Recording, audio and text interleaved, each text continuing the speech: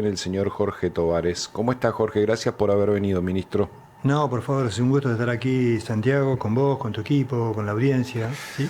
Bueno, el diciembre suele ser estresante para todos, pero para un ministro de gobierno que tiene que negociar salarios, me imagino que tiene un plus allí, pero ¿han llegado a buen puerto? Sí, sí, gracias a Dios y sobre todo por ahí contando con el acompañamiento de gran parte del equipo de gobierno y fundamentalmente siendo uno tiene que ser agradecido, por ejemplo, con ciertos gestos de las organizaciones sindicales que pudieron de alguna manera comprender Sí.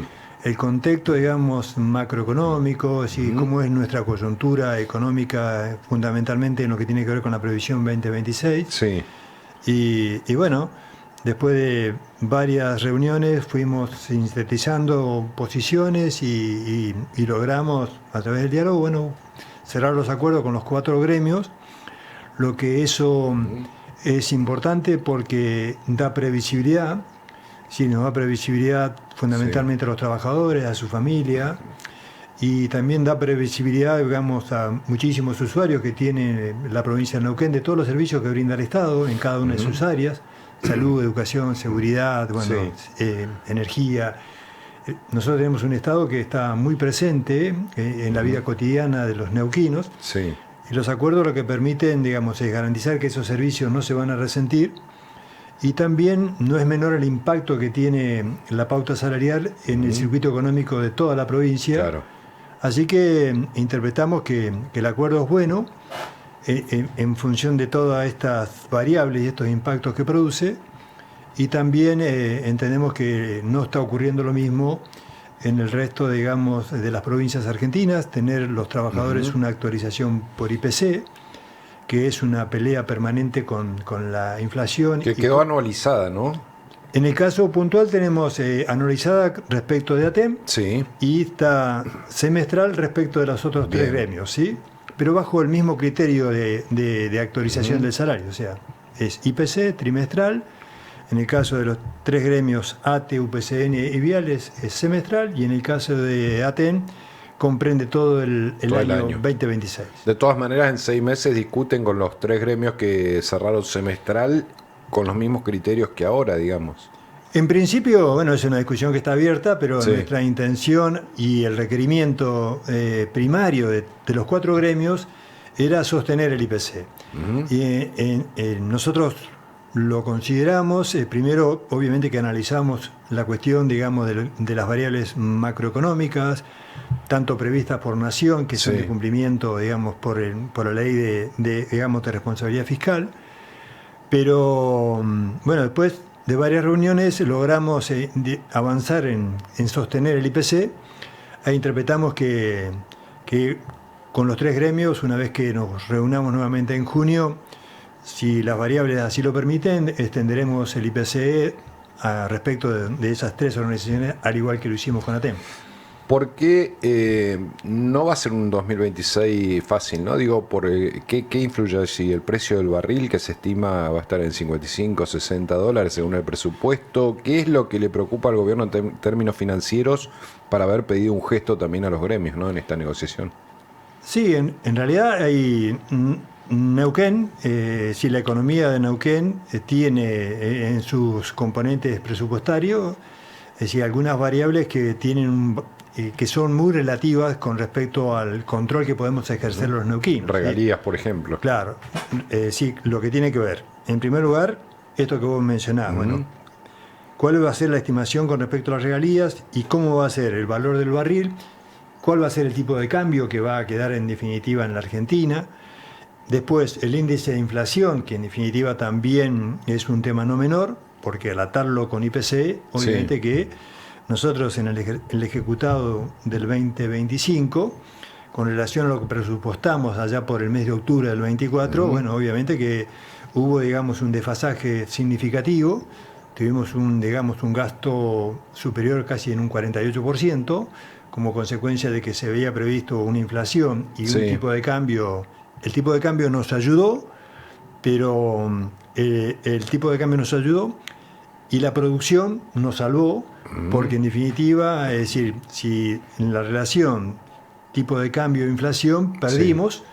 Lo que logramos compensar en alguna medida es porque hubo más producción, ¿sí? Uh-huh. En el contexto que tenemos de cara al 2026, nosotros estamos con, si bien es cierto que con una capacidad de transporte acotada hasta tanto se finalicen los ductos, entonces hay allí en la variable inflacionaria, en la variable del tipo de cambio y fundamentalmente en el valor de barril, es donde nosotros vemos con preocupación el comportamiento de la economía. Uh-huh. Nosotros estructuramos nuestro presupuesto estimando un barril de 63.8. Sí. Hoy en día el barril Brent está por debajo de los 60 y hay muchas, digamos, consultoras o analistas que estiman, digamos, que en función del contexto global, que hay una sobreproducción ociosa, entonces eso de sostenerse, digamos, en el tiempo podría provocar que el precio caiga. Y efectivamente es una de las variables que a nosotros nos preocupa, porque, bueno, en definitiva, cuando se toman decisiones tan trascendentes como la de cerrar una pauta salarial, lo hacemos siempre sobre la base de un presupuesto real. ¿Está incluido en el presupuesto aprobado? ¿Está prevista la pauta o quedaron por debajo de lo que habían reservado para este acuerdo? En realidad no está prevista, no, porque el año 2024 sí lo cerramos. Sí, aprobaron el presupuesto antes del cierre, pero se hablaba de que había, digamos, una previsión por lo menos teórica, ¿no? Sí, por supuesto que está la previsión, está la previsión, y en función de, digamos, de esa estimación es que, bueno, economía y todas las áreas del gobierno tenemos que trabajar para poder sostener, digamos, esa previsibilidad presupuestaria, porque es en definitiva lo que le genera confianza a la ciudadanía, en este caso confianza a los empleos públicos, confianza a los ciudadanos, y también nos permite a nosotros como gobierno, es decir, gestionar y cumplir en este caso concreto, por ejemplo, el acuerdo salarial que cerramos. ¿Cuál es la masa salarial de la provincia de Neuquén? La masa salarial de la provincia en términos porcentuales, ¿no? En términos porcentuales, digamos, es un 67% de nuestros ingresos corrientes, ¿sí? Y por el lado del área centralizada, ¿por qué? Porque nosotros tenemos transferencias que son automáticas, que se hacen respecto del Poder Legislativo, respecto del Poder Judicial y también respecto de los municipios de primera categoría, donde hay allí, digamos, una transferencia importante, pero en lo que tiene que ver específicamente con lo salarial, de lo presupuestado, que son 7.5 billones, casi 4.2 va a masa salarial. ¿Pudieron bajar el gasto corriente? El 1 de marzo de este año, Figueroa habló de que habían bajado unos 20 puntos de gasto corriente con respecto a 2023. Sí. Bueno, es el camino que ha trazado el gobernador, supongo que trabajan en ello también. Sí, efectivamente, desde el primer día, por ejemplo, desde el discurso inaugural que hizo... Perdón que me estoy yendo mucho a lo económico. No, pero no te preocupes, que está interrelacionado con esto, digamos, ¿no? Está muy interrelacionado. Y hoy, lamentablemente, Carola Pogliano, que es mi compañera de equipo... ¿Qué le pasó a Carola? No, Carola está con una tarea de gestión en Villa Langostura y por ese motivo no está acá.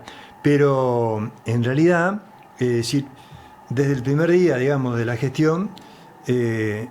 frente al desequilibrio que en definitiva evidenciamos en la cuestión financiera y fundamentalmente fruto un poco de una deuda abultada que heredamos también y de un desorden social también, de una inequidad social muy acentuada. Desde el primer momento es como que se marcó una línea fundamentalmente de ahorro y de austeridad. Y a partir de ese momento, bueno, se comenzaron a eliminar un montón de gastos superfluos y necesarios, por ejemplo, en lo que tiene que ver con el funcionamiento del Estado, que van desde lo micro, que puede ser, qué sé yo, no sé, un ejemplo, teníamos proveedores de bidones de agua, ¿no? Y decidimos instalar, digamos, simplemente filtros, y con eso el ahorro, digamos, en ese rubro... aunque parezca insignificante. Bueno, alquiler de camionetas, teléfonos, una serie de cosas que parecen chiquitas pero suman, ¿no? Pero claro, en el volumen suman. Como así también, inmediatamente se comenzó con un proceso de innovación fundamentalmente en materia normativa y en materia metodológica también de la gestión administrativa, para hacer el procedimiento mucho más ágil, mucho más transparente, y en esto, como consecuencia de eso, logramos tener un mayor control sobre el gasto, ¿Qué gasto? Bueno, el gasto en términos de contratación de servicios. Acentuamos también el control sobre el recurso humano, digamos. Se congeló, ¿no? Salvo servicios esenciales, se congeló el ingreso. Sí, sí. Se cumplió con eso, ¿no? Y por otro lado, hay una estructura, digamos, que está centralizada, Sí. donde todo el ingreso pasa por un área que se llama, control de gestión, ¿sí? Control de gestión. Y todos los ingresos tienen allí, digamos, una observación. Una zaranda, digamos. Por supuesto. Claro, bien. Y también, por ejemplo, como consecuencia de la innovación, se eliminaron, por ejemplo, todos los procesos de intermediación, Sí. fundamentalmente en lo que tenía que ver con las políticas sociales, orientadas hacia los sectores vulnerables. Y bueno, se acentuó mucho también, por ejemplo, y se notó, decir, cómo heredamos un montón de obras que el gobierno nacional no continuó ejecutando. Cuando esas obras fueron transferidas a la provincia, bueno, todas las áreas con incumbencia comenzaron con un proceso de renegociación de esas obras, y como consecuencia de eso también se logró un ahorro significativo. ¿El FONIT lo siguen pagando? Sí. En el acuerdo paritario que cerramos con ATEN, Sí. sostuvimos el FONIT y sostuvimos la conectividad, que como bien por ahí escuchaba en tu digamos... En la introducción, sí. Sí, en tu editorial. Bueno, al eliminarse, digamos, o suprimirse en gran parte la ley de financiamiento educativo, bueno, nosotros lo acordamos, lo venimos cumpliendo, tenemos una reserva, digamos, de reclamo a Nación. Y bueno, en Neuquén, por ejemplo, en materia educativa, durante los 2 años de ejercicio hemos hecho, por ejemplo, de las 24 jurisdicciones, Sí. 19 jurisdicciones, en definitiva, no pudieron sostener el nivel de inversión educativa, lo bajaron, eso. En cambio, Neuquén no solamente que lo sostuvo, de las provincias patagónicas es la única que sostuvo la inversión educativa, mejoró la inversión educativa, y bueno, y es un desafío para nosotros sostener, por ejemplo, un plan educativo que sea equitativo y que lo podamos sostener en el tiempo, y fundamentalmente que si logramos eso, que es uno de los objetivos de la gestión, es la educación, interpretamos que vamos a mejorar fundamentalmente los aprendizajes, vamos a achicar las brechas que hay en los distintos niveles de aprendizaje, y el desafío más importante es que, por ejemplo, la mayor cantidad de estudiantes de Neuquén Sí. puedan alcanzar los saberes básicos necesarios en materia de lengua y matemática, que es un objetivo que en definitiva el área se ha propuesto y trabaja intensamente con ello. Y ahora también en educación, por ejemplo, bueno, logramos el acuerdo y trabajamos sobre la misma pauta que con el resto de los gremios, en lo que tiene que ver con la actualización salarial. Sí. Y avanzamos también en políticas indirectas con relación a todos los gremios, políticas salariales indirectas. El año pasado lo habíamos hecho con relación a ampliando, por ejemplo, o permitiendo que los trabajadores estatales y no estatales accedan a las becas Gregorio Álvarez. Se trabajó también en una línea crediticia con el Banco Provincia para que puedan acceder a crédito los trabajadores. Sí.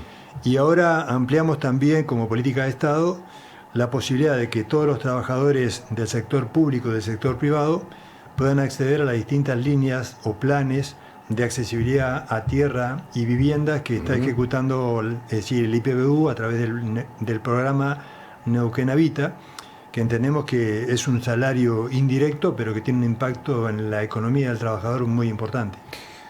¿Están contentos los empleados públicos con la gestión? Digo esto porque uno ve que Figueroa tomó una impronta, por ejemplo, de expulsar del Estado a aquellos o que no trabajaban o que tenían irregularidades, lo cual me parece muy bien y yo creo que al conjunto de la sociedad le parece muy bien.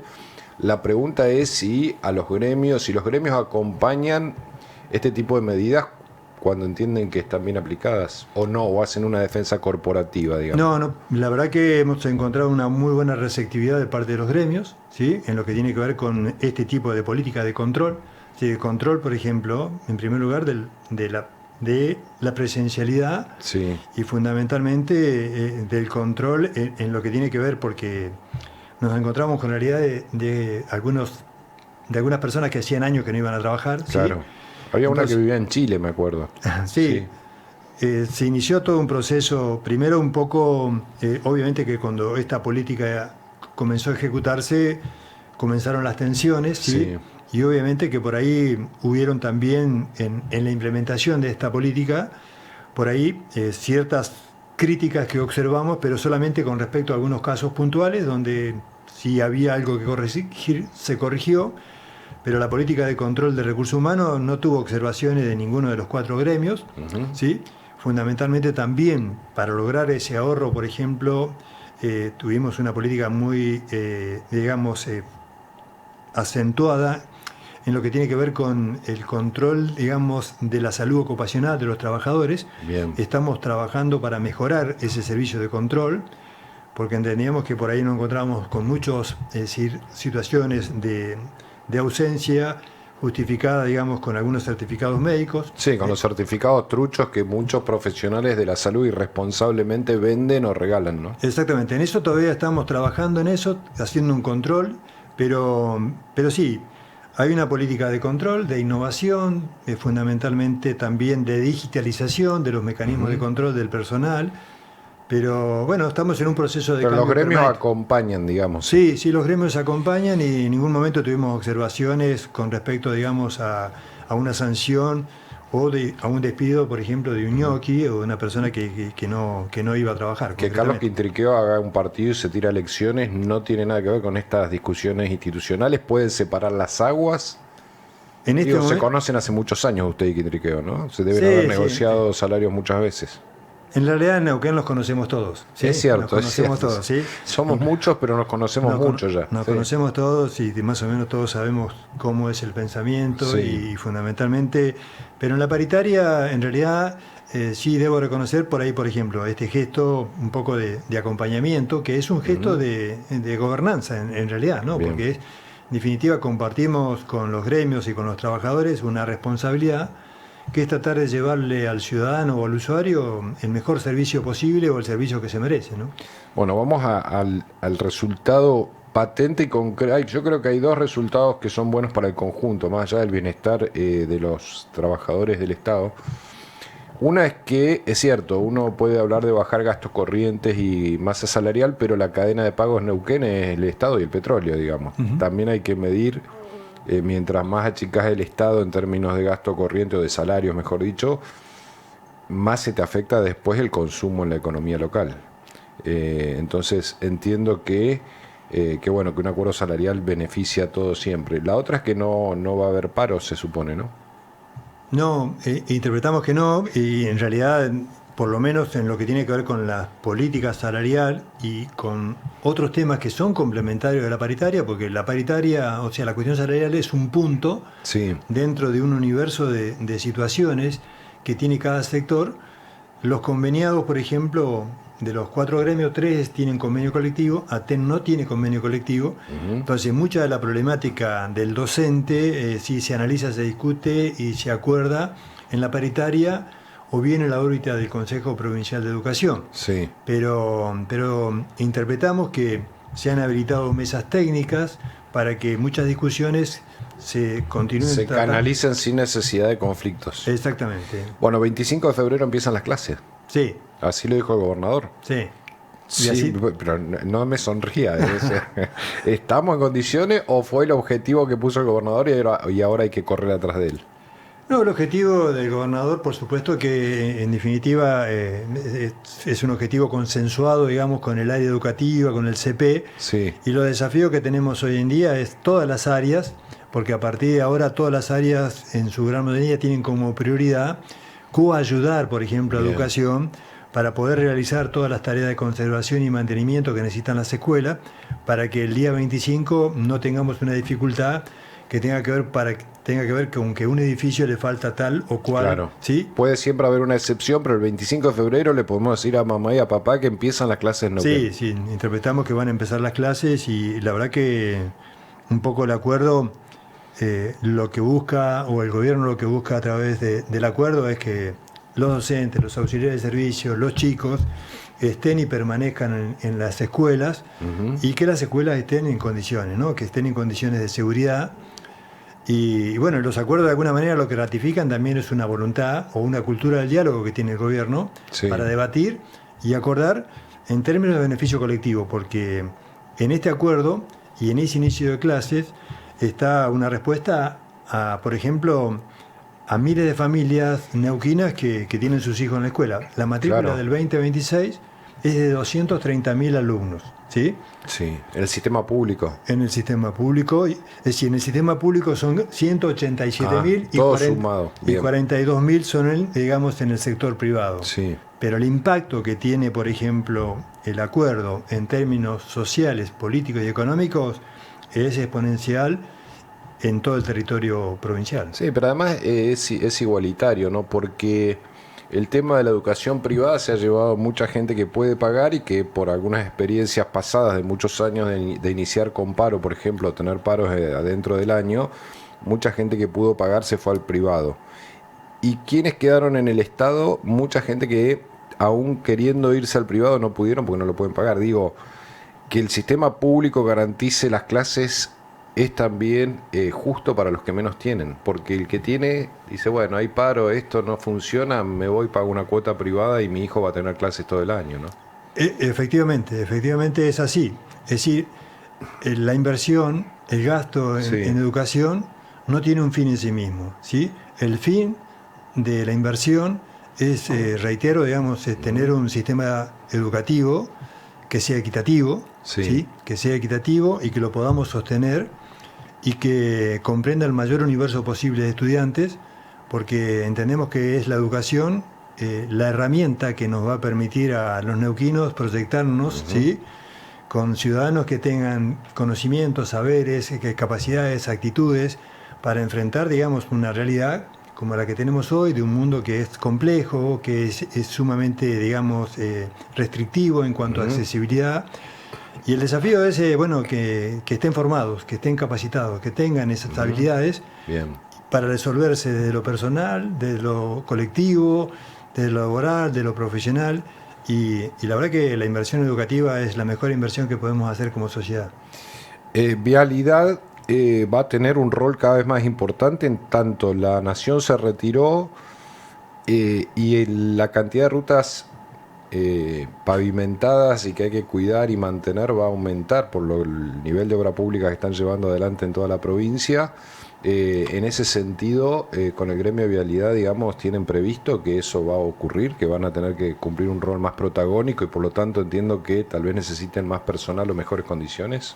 Sí, efectivamente, bueno, uno de los puntos de la paritaria es precisamente eso. Ellos nos requirieron, por ejemplo, la apertura, o la reapertura sería el convenio, para cubrir, por ejemplo, un montón de vacantes que se han ido generando como consecuencia de muchas personas que se fueron jubilando y que veníamos con un área, digamos, esa dirección venía con una actividad, es decir, muy restringida, fundamentalmente, bueno, pero ahora no solamente que tienen que intervenir en las rutas donde están, en las rutas nuevas, sino que hay una actividad muy importante en lo que tiene que ver también con las tareas de conservación y mantenimiento de las rutas viejas, porque si bien es cierto que el objetivo es duplicar lo que tenemos en materia de rutas, bueno, también tenemos la responsabilidad y la obligación de mantener lo que ya tenemos.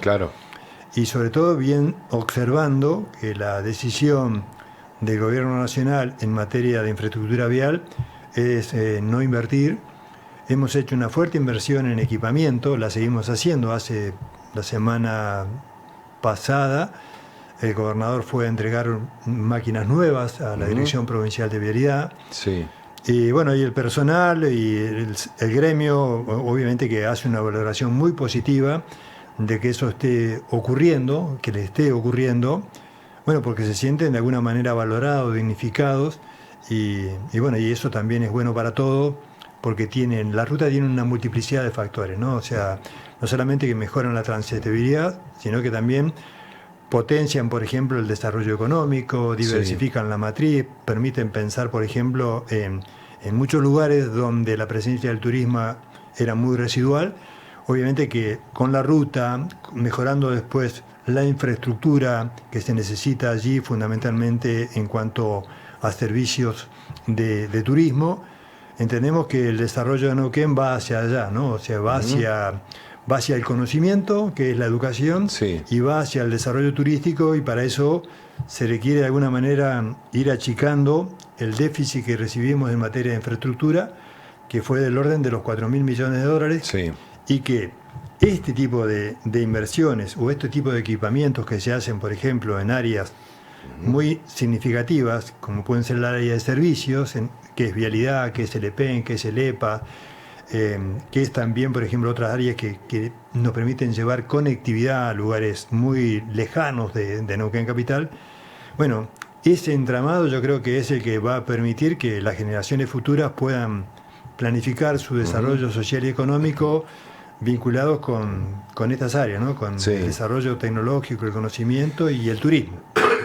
Ministro, última, me dio la idea usted recién mientras nos contaba, las empresas públicas las están ordenando, digo, porque la apuesta de Figueroa a cuidar la importancia de la empresa pública en un estado que no piensa retirarse en la provincia del desarrollo, también implica ordenarlas, ¿no? Recién me nombraba Alepas, entre otras cosas. ¿Se está trabajando en eso? Que sean eficientes, que cumplan Sí. con sus servicios, que tengan masas salariales acordes. En realidad, la política es transversal, digamos, a lo central y a lo descentralizado, ¿sí? Sí. Alcanza también a todas las empresas públicas, ¿sí? Alepas, Alepen, digamos, a Idenesa, Sí. por ejemplo, Idenesa, Vialidad. Te cito Idenesa, por ejemplo, un ejemplo que era una empresa que era invisible, digamos, ante el colectivo neuquino, Sí. ¿no? Pero bueno, Idenesa ha logrado un rol y un protagonismo fundamentalmente con el diseño de una política de llevar el servicio de gas, por ejemplo, a muchas localidades del interior, que en realidad eso no estaba ocurriendo, ¿sí? Sí. Pero todas están atravesadas por los mismos lineamientos, es decir, tener una política de un control estricto. Es muy importante el rol que juega en esto la innovación. O sea, cuando nosotros innovamos en normativa e innovamos también en tecnología y vamos en un proceso muy acentuado hacia la digitalización, Sí. eso permite, digamos, un mayor control, es decir, hace el control mucho más transparente, Claro. porque desde la carga de un pedido inicial hasta la acreditación y hasta el pago, por ejemplo, del proveedor a través del VPN, Sí. está digitalizado, auditado y controlado por varias áreas del Estado. Entonces, Bien. hay un... Y en términos y en tiempo real, ¿no? Efectivamente. No es un expediente que va con una carreta de escritorio en escritorio. No, eso ha acelerado muchísimo los tiempos y la verdad que fundamentalmente le da transparencia, Sí. celeridad y genera ahorro. Ministro, bueno, yo le quiero agradecer que haya venido a charlar con nosotros aquí a los estudios de M550. Bueno, no sé si le puedo decir que se relaje hasta el mediados de año, porque usted tiene muchas responsabilidades, pero entiendo que ha sido un logro para usted y para todo el gobierno este acuerdo que nos da previsibilidad a los neuquinos durante el 2026. Sí, la verdad que es un trabajo en equipo, o sea, porque hay muchas áreas del gobierno provincial que intervienen en esto, que no están Sí. sentados en la mesa, pero que en definitiva son facilitadores, que arriban información, que nos aclaran y especifican un montón de detalles, que contribuyen, por ejemplo, a ese diálogo, ¿sí?, que se da en la paritaria. Pero sí, entendemos que desde el gobernador para abajo, todas las áreas políticas, sí, de alguna manera estamos tranquilos con el cierre de los 4 acuerdos y bueno, y es una valoración que, como bien vos lo puntualizabas, a partir del 25 de febrero vamos a comenzar a verlas Bien. en hechos concretos, ¿no? Ministro, bueno, con el gabinete nuevo, las nuevas integrantes y los nuevos integrantes, ¿se lleva bien o era mejor el gabinete anterior?